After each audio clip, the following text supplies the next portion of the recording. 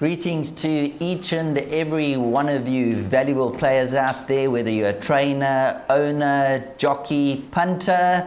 We wish you all the best for the day's racing, and race number 1 off at 12:20. Joining me in the studio is Dees.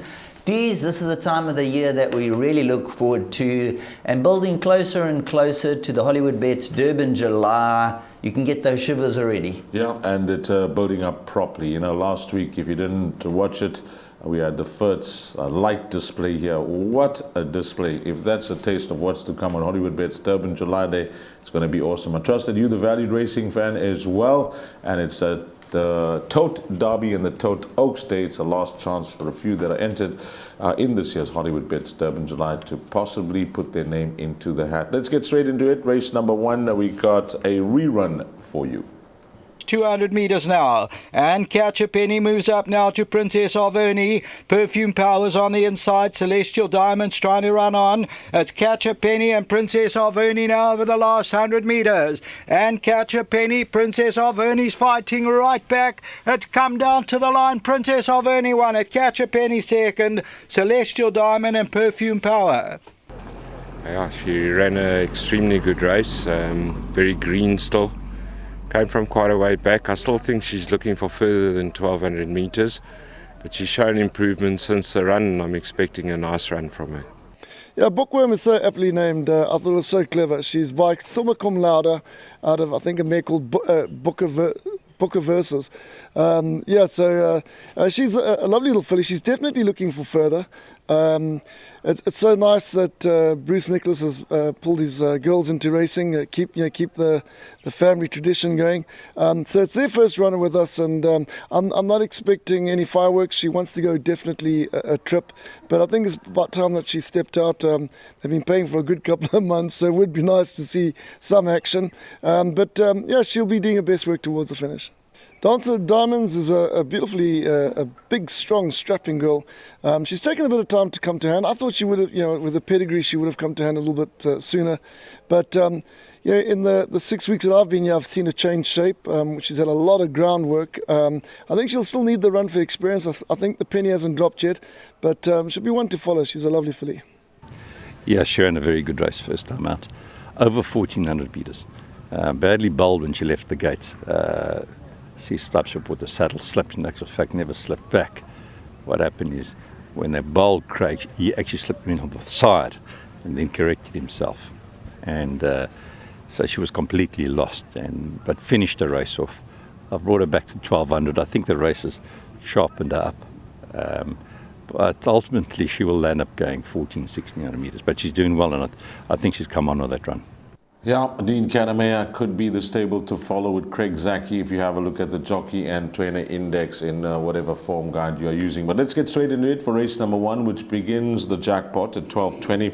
The betting is like so. Number 2, Water Hyacinth at 8-1. Number 4, Celestial Diamond is at 5-2.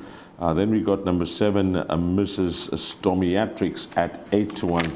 And the favourite here is number 13, Tulip Fields, at 12-10. I think that is where we will begin for the Bipop and Tulip Fields. You heard the excuses from Dean Kanamea on what happened out the gates, and Craig Zaki up. That 1,400 metre race at Hollywoodbets Greyville on the poly track was a good run, and the horse was quite fancied. And as Dean mentioned, would have brought her along as well. So she's definitely the horse to beat. But our runner that interests me, Sheldon, is number 2, Water Hyacinth, because if you watch racing midweek, 2 horses to come out of their runs, first and second in the short-haired finish. That was Moscow Miss beating Flying South. So that form line has brightened up during the course of the week, and this horse now with 2 runs. That break back in October was a long break, but she showed her well-being coming off that long layoff. And then Celestial Diamond, Duncan House's runner, I think, Princess of Vernie, trained by Dean Kanamea, he'll have a very good line there. Yes, 100% right, and it's a tricky opener because both runners, number 4 Celestial Diamond was running on strongly first time out, and so too number 13 Tulip Fields, and that was over 1400 for Tulip Fields. They are looking for further, so 1200 for me is the obvious concern, and taking 12 to 10 and 22 to 10, there's no value in that. Water Hyacinth, on the other hand, you could be on the value horse here. If you're willing to have a small little punt, number 2 Water Hyacinth with the 2 draw, goes the extra 200 meters, could be the value. However, I'm going to stick with number 4 Celestial Diamond, and what I saw first time out was staying on exceptionally well. And I believe if the 1200 doesn't catch her out, then she'll just about win. Same applies for number 13, Tulip Fields. So let's go number 4, Celestial Diamond, 13, Tulip Fields. But at 8 to 1, Water Hyacinth, definitely the value, D's. Yeah, that's my each-way play in race number 1, Water Hyacinth. Second run back from a long bray off. That last start should, bring her along nicely. We mentioned the form line during the course of the week. But no doubt on what we saw on the poly track over 1400 meters, Tulip Fields is the right horse at the top of the betting boards. You're going to have to be the judge on the price, but numbers 2 and 4 will have to be considered if you're not in the camp of the top one in leg 1 of the bipod.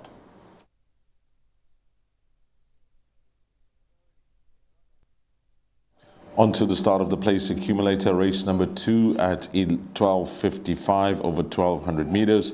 A juvenile plate, and before we get into the field and try and assess the form, let's get to our rerun and interview package. The 400-meter marker.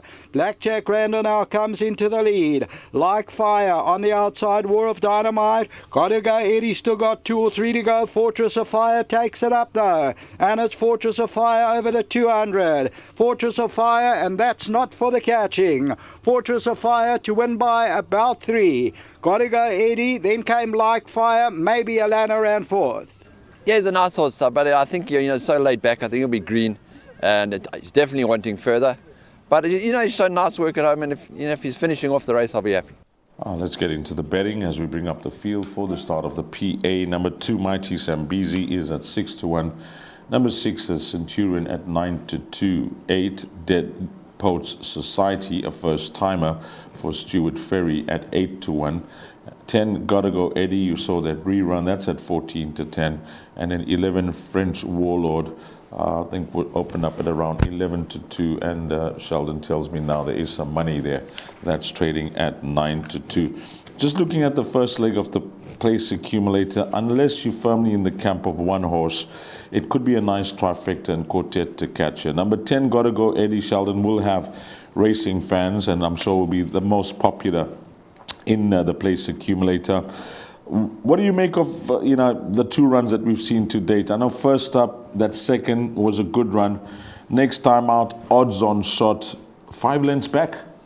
Yes, very disappointing last time out. I know first time out they did say they missed a vital gallop, which did cost him the race on that occasion, but I don't even think if he had an extra gallop he would have beaten the winner.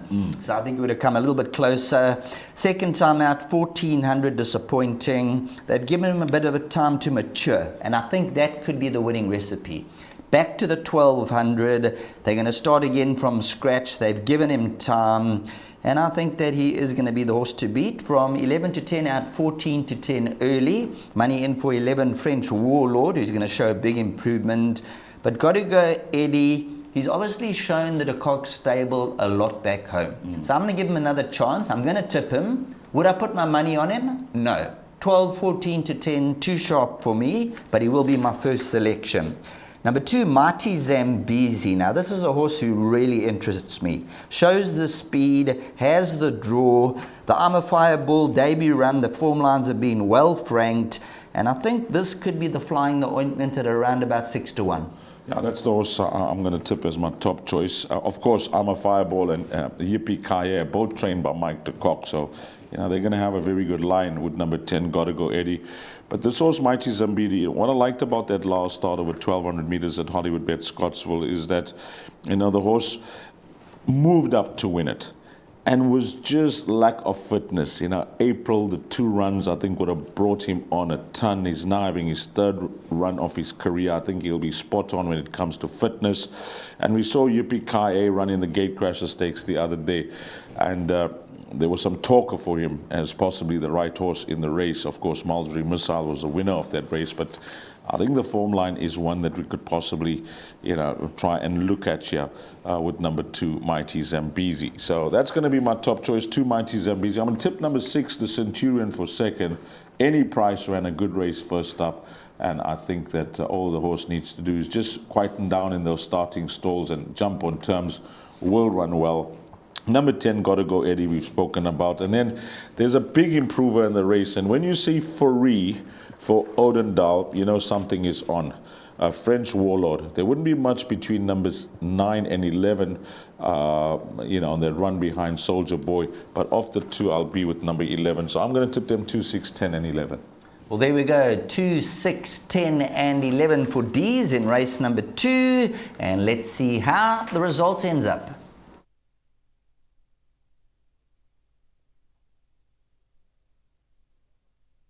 As we step on the gas and move along to race number 3 over 1,200 meters. And when we look at this event, the interview package is going to be vital because number 12, Gimme Rules from the Dean Kannemeyer stable, has shortened to 15 to 10 favourite. So let's go straight to that interview package and find out more. Yeah, first on debut, we fancied him, and he ran very disappointingly. He just never really raced a gallop. It was on the poly, it was round the bend. When I thought when Chad pulled him on and gave him daylight up the straight, he'd at least take off, but he didn't. He stayed where he was. His next start, much improved run. I mean, he just got touched off, and I think he could have won it that day, but he saw that the grandstands, how they run straight into that grandstand, and he picked his head up, and that sort of like cost him the race. I think he could be the horse to beat. There's a beautifully bred Gimme colt of Dean Kennemeyer's. It's Gimme the Prince's family. I mean, you've got to, admire what Dean's been stepping out recently. He's got some absolutely crackingly bred horses. And then I like Gary Rich's colt in the same race. He's a one-wheel colt. He caught my first time out. He still looked a bit soft. He ran a very nice race. He could be, probably our biggest danger of the race horses. You'll have to just follow the money if Kennemeyer's horse is ready. I'm not sure, but I can tell you that our horse, we're running him quite soon again, but he took his run exceptionally well. He's on the up in his work, and we're excited about his run. Yeah, he's a beautiful colt, and I think this is the 4th foal out of Real Princess. I've got the whole family, and they're all black type, and very different type of horse to his brother Gimme the Prince. And he's a more tall, rangy type of horse, and he's a horse that's going to be looking for a mile.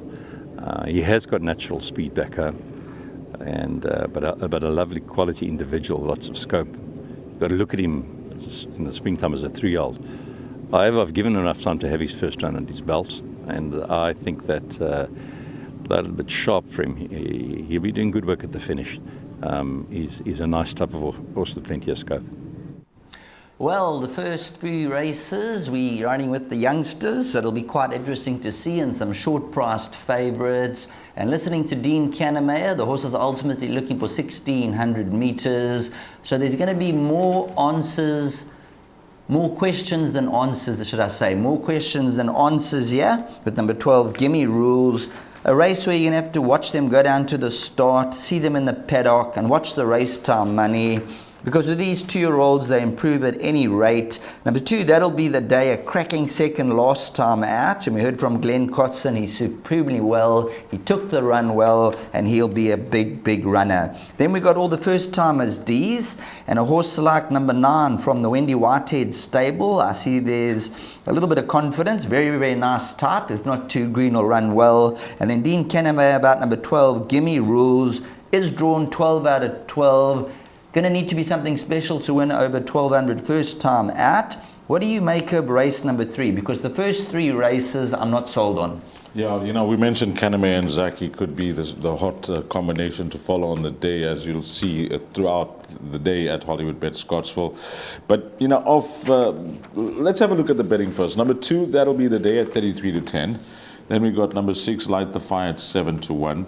Number 9, which is Targaryen Knight at 11-2. 11 Next of King at 7-1. And then the first timer is priced up top of the boards at 18-10. You heard it. You know, his brothers, Give Me a Prince. Of course, the real prince is already being declared for the Hollywoodbets Durbanville with Craig Zaki up. That's the other brother. And yeah, just on pedigree and possibly the fact that Dean knows his family so well, how well bred the horses. I don't blame the fixed odds betting market putting this horse up as favorite, because once there is form to work around and nothing really stands out of the race runners. And on this horse's pedigree, the fact that he's bred in the purple, I can see why they got him top of the boards. Come race time, you and I will be working on the day. We'll see what happens with the betting. The pick 6, Sheldon, my suggestion is play with the rule, but include the first timer. You'll have every chance of doubling up. I'll include number 2, Obvious Chance. I'll include number 6, Light the Fire, on a good debut run. And then this horse, guys, don't leave this horse out. It's 12-1. I'm telling you now that the horse wouldn't start 12-1, Clinto Star, guard puller's runner, on what I saw first up. Little Boy Blue is a fair sort from the Peter Muscat stable. Between Little Boy Blue and number 7, who was in the same race with Clinto Star, there wasn't much separating them. Of the two, I like Clinto Star. I know that I chatted to Sereno that day after the run, and I said, would you like to ride this horse again? He said, definitely. You know, the horse was very green. There's lots to come, and 12-1 is it's a big price about this horse. Number 8, Clinto Star. So I don't think that will last, Sheldon, come race time. A lot of respect for the first timer, but of the race runners, the horse that I'm most excited about here and that interests me, especially now that I've taken out the betting, is the 12-1 shot, number 8, Clinto Star, including all bets. Well, I'm going to be sweet and short. Deez and I will be on course presenting, and when they go down to the start, we would have done our homework in the parade ring, spoken to the trainers, watched the betting, and then we'll give you our first 3 selections, and hopefully we spot on after all that.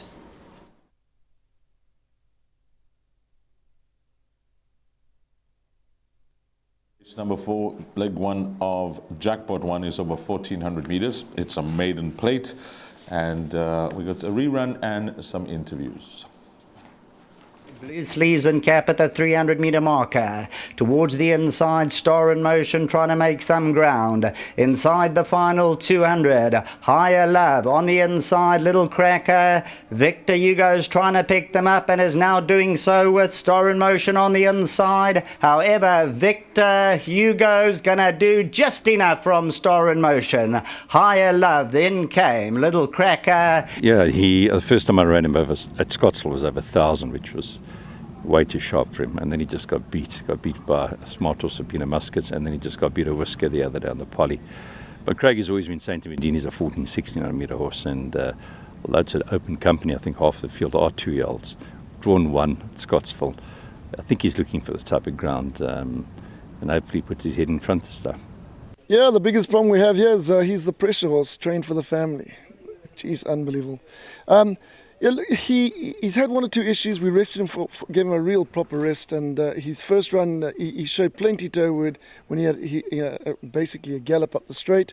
We now found him with 1,400. His work was actually solid this week. I think he still needs another run, and he'll be probably really effective his 3rd run when we go beyond a mile. Let's bring up the field for race number 4 and have a look at some betting. Number 1, Star in Motion, odds on 8-10. Number 3, World of Royalty, Nathan Cotson's runner, 22-10. 4 Captainship is at 4-1, and it's double figures the balance. I'll look at this race, and I'm only going to go with 3 runners in the pick 6 and the jackpot. The betting, I think, has got it spot on. You be the judge on the 8-10 shot, number 1, Star in Motion, because he's been fancied in all of his 3 runs. He's let the side down, yes. You can make a strong case for him now that he's going 1,400 meters, which I feel is going to suit him much better. In fact, once he goes over a mile, I think you'll see the best of him. If you're going to watch the replay of his last start behind Victor Hugo there, you know, we showed you the final 400 meters or so. You can see that from draw 9 out of 10, Sereno Moodley did find himself some way out of his ground. And he went inside. Gavin Arena stuck to the middle of the track. And, whilst he was finishing off well in 22.8 seconds, this 1400 meter trip from pole position, he's no doubt the horse to beat. But are you confident enough to bank him? If you are, please do so. But number 3, World of Royalty, gets my vote for the pick 6, Sheldon. And number 4, Captainship, I think also has to be included in all bets. He's got the experience. Richard rides him for the first time. His last 2 starts haven't been the worst. But the one run that jumps off the page for Star in Motion is his second to Count of Ruin, who ran an absolute blinder the other day behind Malmesbury Missile. So if he repeats his run to Count of Ruin, even his last start with Victor Hugo, and going over this distance, I think he's the right horse in the race. But the cover numbers are the obvious 2, numbers 3 and 4. But for the place accumulator and the bipod, I'll take a chance with 1. 100% right. Number 1, Star in Motion. Let me give you all my reasons that I believe he will be in the winner's enclosure. Informed stable. He's got the number 1 draw. The distance is a plus. He's going to be very fit.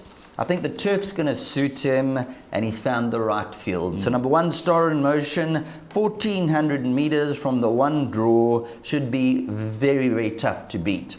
Saying that, the only danger, I believe, is number 3, World of Royalty. And you can see there's been betting support on both runs to date, particularly last time, 3-1 down, 13-10. So there was a lot of stable confidence, or somebody knew something about this horse. Going 1400, he could be anything. So sharp and sweet, race number 4, 1 to beat 3, and those will be the only 2 runners that I'll be including in each and every bet.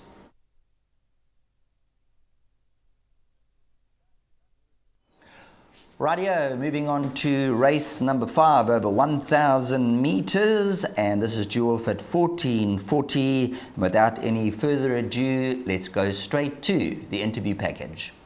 Yeah, Captain Christie, she's really in good form at the moment. She worked exceptionally well yesterday, so we're really happy with her. I do believe 1,000 is her best trip. She seems to slightly prefer Greyville for whatever reason, but obviously she has won at Scottsville, so no, very happy, and I think she'll be a big runner. Yeah, she needed her first 2 comeback runs. We had quite a bit of rain when we were bringing her back, and she'd obviously come off a very long break. So I think she's just about reaching her peak fitness, and she has luck in running with the 4-claimer on her back. She'll be in the first 3. Yeah, look, she's absolutely limited to 1,000, so we've got to keep on finding her races, and thank goodness this race came up. I think this is her race to win for the season, hopefully. 1,000 meters, nice galloping weight. I haven't had a chance to study the field, but this is the race that last time out she was well fancied against the Colts, but it was at 1,100 again, or 12, and I'm not sure, and she just doesn't quite get it. I thought maybe with maturity she would, but definitely a 1,000 meter filly specialist, and I think her work was solid this week, so hopefully we can get her back into the winner's box. So having a look at the betting, number 4, Convocation, who ran in the grade 1 last time out, is your 22-10 favourite. Number 8, RC Eleanor at 3-1. 6, Vision to Achieve 4-1. 3, Mia's Athena at 11-2. 5, Blue Holly 6-1. Number 1, Captain's Christie 7s. You double that, you get 14-1 and better. This is the type of race where you can spend hours and hours going through the runners and that, and you're not going to come up with a strong selection. So what I'm going to do is just give my top 4 selections. Yes. I'm going to go with number 4, Convocation. 50% wins at this venue. She's run behind some decent opposition, and she did bleed in a penultimate run when second to Bevy's Delight. So that was her comeback run last time when she was drawn 15 out of 15. Big chance. I wouldn't take 22-10 in the field though, but she will be my first selection.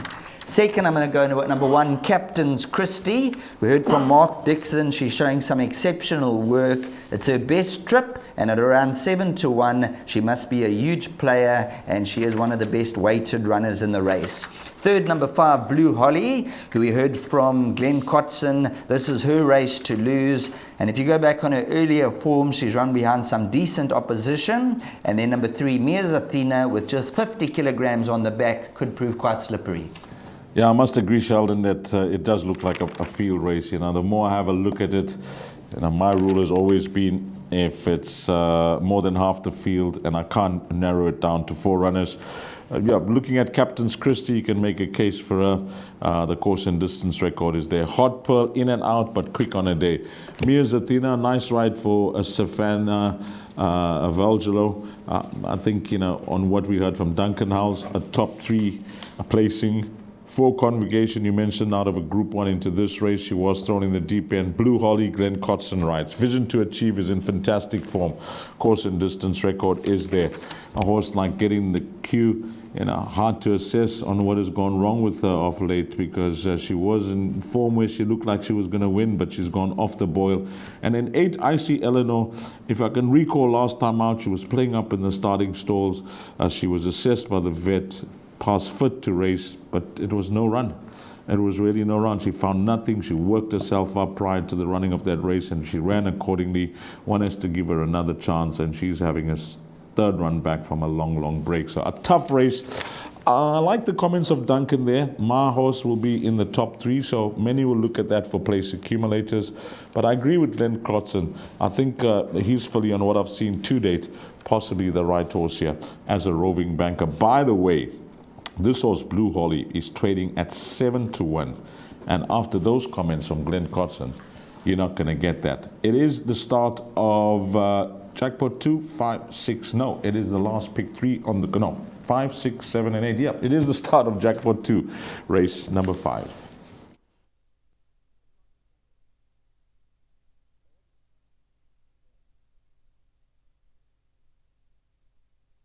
Well, race number 6 is the Tote Oaks. It's a Group 3 over 2,400 meters and for a stake of 350,000.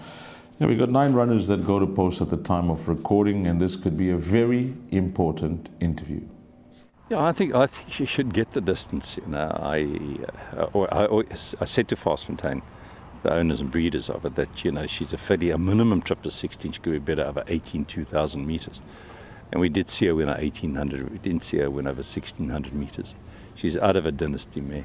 And the Guineas from a bad draw was a great run. But when she ran the other day in the Willavington, Craig fell and Tandiwa rode her, but things didn't work out for him, I think, from the time they left the gates. And Cummins sort of pushed that wide. So I'm still going to say, she's far better than that form. And the 2,400 meter trip, I think she'll get the trip. But the race will tell, but she's doing well. A nice type of filly. Yeah, I'm hoping that the race will tell, as well as Dean mentioned, that she does get the trip on what we've seen to date. Just some betting for you. By the way, at the time of recording, number 2, Indian Ocean, Serena Woodley has been declared there. Number 3, Give Me Everything, 28-10. 4, Knockout at 7-2. 6, My Soulmate at 28-10. And we got number 9, World of Alice at 7-2. I'm just going to include 4 runners in everything. In fact, I like 3 runners here, Sheldon, in order of preference, 6, 3, and 9. You can see the way Candice has been racing her filly up in Gauteng, all the feature races. Last 6 runs have all been in feature races, where she's done well from 1,800 to 3,200 meters, a winner of the Caradoc Gold Cup as well. No stamina doubts, and I think you'll get an honest run from number 6, My Soulmate. Number 3, Give Me Everything. Just like Dean Kannemeyer and the connections, I'm hoping that she gets the trip. She's always kept me interested. She's won 4 on the bounce. And 2,000 meters in the Willavington, considering how far back she was, it wasn't the worst of runs behind Little Susie. And then Sean Terry's on a World of Alice. She raced in all 3 legs of the Triple Tiara. That does take some doing. But in the Gugu Stakes last time out, she was fought behind Olivia's Wave. If you're purely going to judge her on that run, then I think Indian Ocean has come into the race as well. That's going to be my other runner that I'll possibly consider. But I like 6 to be 3 and 9. I'm in your camp with number 6, My Soulmate. Proven, tried and tested, stays the distance. And if you look at that run over 2,400 meters, ran second to Little Mary Sunshine. After that, super consistent, beat Explosive Bond 3 runs back. The Willavington run at the top draw, second to Little Susie, and that was an eye-catching introduction run here. I'm going to go number 6, My Soulmate, with a little bit of confidence. Number 3, Gimme Everything. We heard from Dean Kannemeyer. Everything went wrong last time out. If staying the 2400, which I believe she'll see out, she'll be my second selection. Number 4, Knockout's worth a mention. She's run behind the likes of Double Grand Slam, 3.5 lengths, second to Rainbow Lorikeet. Hasn't had a run in the province yet, but did run 20 days ago. So you've got to give her healthy respect with the 56.5 on her back. And then the lurker number 2, Indian Ocean, from the 2 draw line through those last 2 efforts. But in summarizing race number 6 over the 2400 meter trip, I believe that number 6, My Soulmate, will be the horse that they all have to beat, but do include horses 3, 4, and 2.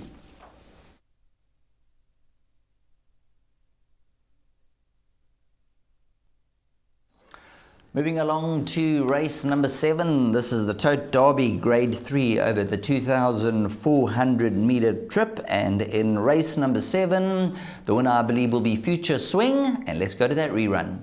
White Capper Field Marshal down the centre looks very dangerous. Here's where Field Marshal puts on the pressure, holding thumbs. Future Swings on the inside, but Field Marshal comes into the lead. Shoot the Rapids is trying to fight back late on, but it's down the inside. Field Marshal the last 100. They are trying to come back late on, but Field Marshal has them in checkmate. Shoot the Rapids and Future Swing in a photo. Yeah, we had plans with Holding Thumbs, and you can make all the plans in the world and it doesn't always work. But his first run he pulled up distressed. He had heat exhaustion. He's a non-sweater. And his blood picture post-race probably was in conjunction with that. So we backed off him. He's a huge horse. He weighs like close to 600 kilos.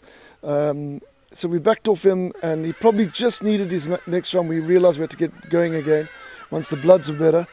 And yeah, he got beat a length, but he still never had the kick that we thought he'd have. He stayed on type of thing. But now it's the Derby's his last crack to get into the race. I'd love to give the partnership a run in the July. If you look at the race, the 3 horses that ran up against each other, I'm 2 kilos worse off than Justin Snaith's horse, and probably 3 kilos better off with the other horse, of Frank's, the winner. But it is our 3rd run after a break. The bloods are spot on. The work is great. He hasn't missed a beat. So to win these races, these big races, everything has to go well. And I think that we've got him spot on. So hopefully we can win the Derby, and that they would invite us into the July. It would be exciting. But it's going to be a tough race. I think the 3 of them are going to fight it out. So there we have the comments and the rerun, and for me the best bet of the card. And when you look at the betting for the races throughout the meetings, meeting in and meeting out, you be the judge, you make your decision. And when you see a horse priced up at odds on and you believe it's the right price, I believe that number 8, Future Swing, this is an odds on shot, and I believe he'll win, and win convincingly.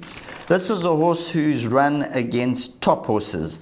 He's run against the best. He beat Oriental Charm in the Greyville 1900. He ran 8th behind 8 on 18, 3 runs back in the Met. He's the best horse in the race by a country mile.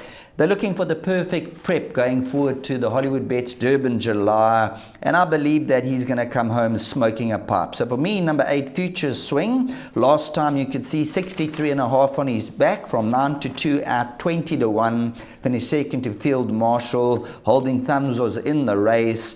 2,400 meters. 1 run for a second. He's a horse who stayed up to 3,200 behind Master Redoubt when he's running 4th in the Gold Cup. And this is the horse they all have to beat. And I'm going to leave it there. Number 8, Future Swing, peak run, weight turnaround, best horse in the race. These for me, I don't see number 8, Future Swing, getting beat. Yeah, he's the right horse in the race. He's odds on for a reason. He lumped a big weight last time out. The weight turnarounds favor himself, and Holding Thumbs against number 5, Field Marshal. What has happened here, and it often happens to us that work in the industry and we inside the ropes, is that you often you get clouded with a lot of information and you get bombarded by information. I think this has happened to me in this race here, because when I first had a look at it, when I got the book, I said, feature swing, looks the banker bet on the card. And then I started, as you know, we start talking to people, we start getting phone calls, we start making phone calls, and information starts filtering through. This horse number 6, Holding Thumbs, they're trying to qualify him for the July. You heard Glenn Cotson mention, sometimes you try to force the issue, which they've tried to do in the World Sports Betting 1900, the Lonsdale. It hasn't worked out in their favor yet. But he's always been rated by the yard. If it doesn't work for the Hollywoodbets Durban July, he's going to be going for the Gold Cup at the end of July. But he's a horse that I know they think very highly of. So 6, Holding Thumbs, has to get in, because this is his last chance to put his name into the hat for the Hollywoodbets Durban July. Number 2, Cape Eagle. Don't read anything into his last start. They won the race with Salukya. What a performance from Salukya coming from off the speed. He will be ready for this race. He actually won the Highland Night and finished second in the Highland Night this year. So he's won the Highland Night, finished second in the Highland Night. Both those races are over the course and distance, so he loves it over the course and distance. And around this time last year, he was in the form of his career. So number 2, Cape Eagle, has to go in. So 2, 6, and 8. But I'm going to give you some information now that could turn out to be valuable. During the course of the week, I was invited by Ravi Padyachi to play with himself and his son golf at Royal Durban. And obviously, we're playing together, and he says, what do I like in the Tote Derby? And I explained to him exactly what I said, and I like these 3 runners. He said, well, you don't have the winner. He says, my horse, go and have a look at his Cape Town runs, and you'll see that he has the beating of some of these runners. And I must agree with him. He said, Garrett's had a plan with this horse. Look at the way they've prepped him. 1600, 1500. 2 nice warm-up runs that haven't been the worst. According to him, this is the horse's peak run. And they've been eyeing this race for number 3, King Peles. And he says, tell the guys out there. I said, I'm going on to the show. Can I say? He says, yeah, it's an information game. We're transparent, and we give it to whoever approaches us. He says, give it on your show. So number 3, King Peles, is fancied by the stable, and we'll have an each-way chance there. So now I've got 4 runners, and I'm happy with that. So in numerical order, numbers 2, 3, 6, and 8 for all the exotics, playing for the result. But no doubt Future Swing is the right horse in the race. But those are the 4 runners that I'll be playing around. And again, if Ravi is right, we're not going to say it's 100%. That's what information is. Use it as a guide. Put it in your bets. If it works out, then the guy that gave us the information, we'll always say thank you. If it doesn't, we'll still say thank you, because, he can get it right and he can get it wrong. Hopefully this time Ravi is right. Well, 100% right. I like what Deez has brought to the table there, and that's the name of the game, transparency. Win, lose or draw, we'll be back for the next one. And in this race, I believe that number 8, Future Swing, will come swinging home.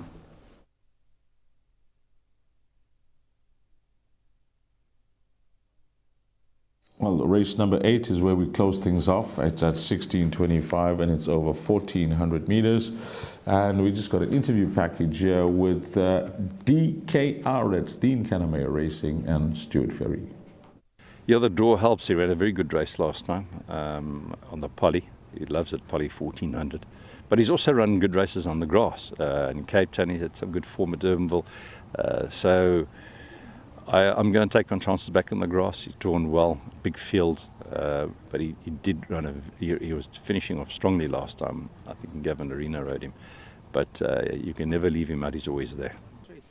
Yeah, he's found his form again. Obviously, like I said, I think it's an interview last time. He had a couple of disappointing runs, but he seemed to have found his form again. And yeah, listen, he's fitting well at home.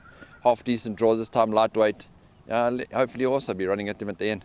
Okay, racing fans, let's bring up the field, have a look at some betting. Number 2, Rosh Kadesh, is at 3-1. Then we got horse number 7, Run to Rio, at 8-1. Number 10, Honor of Kings, at 3-1. And it's double figures the balance. I want you racing fans to go and watch 2 replays if you can. Number 1, Serpentine Fire, MJ Ordendal's runner, behind Turbo Power. because you'll also see number 10, Honor of Kings, in that replay. But keep an eye on Serpentine Fire. That was drawn 10 out of 14 that day. And how far back he was and where he finished off. It was 2.5 lengths, we'll call it, and a length behind number 10, Honor of Kings. That's a 3-to-1 shot. But look at the draw swing around. 10 out of 14. Now the horse is drawn 1. And Honor of Kings was drawn 8 out of 14. Unfortunately, he's drawn 10 now. So of those two runners, the 12-to-1 shot here, number 1, Serpentine Fire, grabs my attention. Look at that replay. And then go look at the replay of number 2, Rosh Kadesh, who was also poorly drawn last time out and ran on nicely behind. This is what it means. I've always been one that goes for the draw strike with horses that run on and that we're given a chance. And once they get the draw, they're there for free. So between numbers 1 and 2 here, you could get some cash in whatever bets you are playing. But my tipping here is going to be number 2 to beat horse number 10, Honor of Kings. Just the way I saw it last time out. Maybe the horse just needed his first run. There could be more to come. Number 1 gets my vote, which is Serpentine Fire. 7, Run to Rio. And 4, Ombudsman. Don't read anything into Ombudsman last start. That was not his run at all. Richard Faree up. That makes a big statement when Sean puts Richard. We know what a healthy strike rate they got together, Sheldon. So the 5 runners I've gone with here, numerical order 1, 2, 4, 7, and 10. If I had to pick a value in the race, it's going to be number 1. There we go, number 1, Serpentine Fire. I can tell you what, when he goes down to the start, he's electrified. He'll catch your attention. He's got those movie star looks. He moves exceptionally well, and he'll definitely be a player. My selection, I'm going with number 2, Rosh Kadesh. I believe he's the class package in this division. If you go back to the run, he ran second to Tenango. Tenango came out and won, which is unfortunately now the Group 2 sprint at Scottsville. I believe it should still be a grade 1. But on that run to Tenango, who came out and won that race, he should be a racing certainty. But saying that, he's a horse who he goes through the motions. He hasn't won for a long time. The last time he did win was in KwaZulu-Natal, so he does come right. He's got the best of the draw. 2 of his wins over the distance, and last time out on the poly from a 10 out of 11 draw, he was staying on late on. So for me, number 2, Rosh Kadesh over the 1400, and then number 4, Ombudsman. That'll be the danger horse, and you heard from D's number 1, Serpentine Fire, but I believe that number 2, Rosh Kadesh, if he brings his A game. The only slight concern for me, D's, is from the draw. I hope they use the draw. He's a horse who usually drops. His normal racing style is dropping right out of it. If he can be 2-3 lengths closer, I believe they're running for second. Sheldon likes number 2. That's my top choice. I've tipped them 2, 10, 1, Serpentine Fire, 7, Run to Rio, and then horse number 4, Ombudsman. So that is it from me, but Sheldon will be coming up next with a selection that he has for you, the valued racing fan. But from my side and the Gallop TV team, for Sheldon Peters, to you, the valued racing fan. I hope you have a wonderful day. If you're racing in Hollywoodbets Scottsville, it will be Sheldon and myself that will be presenting on the day, and we'll try and bring you as much information as possible. Until we meet again, you take care. Salaniga Ashley.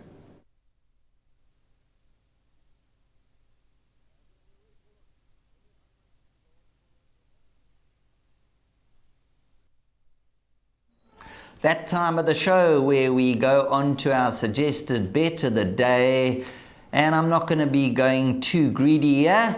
8 to 10 are about number 8, Future Swing in race number 7.